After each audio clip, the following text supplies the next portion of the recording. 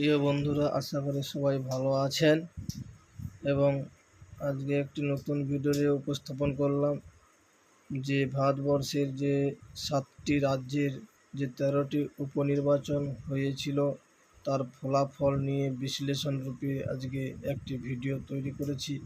আপনারা দেখবেন এবং ভিডিওটি প্রথম থেকে শেষ অবধি দেখবেন, লাইক করবেন, কমেন্ট করবেন, সঙ্গে থাকা বেল আইকন বক্সে ক্লিক করে দিবেন, সাবস্ক্রাইবার করবেন এবং ভিডিওটিকেও টেনে দেখবেন না, প্রথম থেকে শেষ অবধি দেখবেন।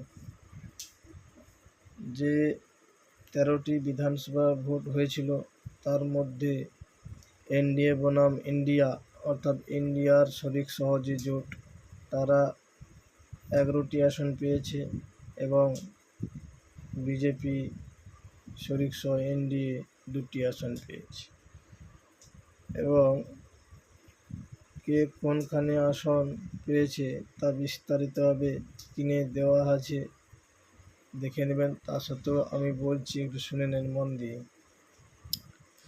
পশ্চিমবঙ্গ থেকে যে 4টি আসন ভোট হয়েছিল উপনির্বাচনে, 4টিতেই টিএমসি জয়যুক্ত হয়েছেন।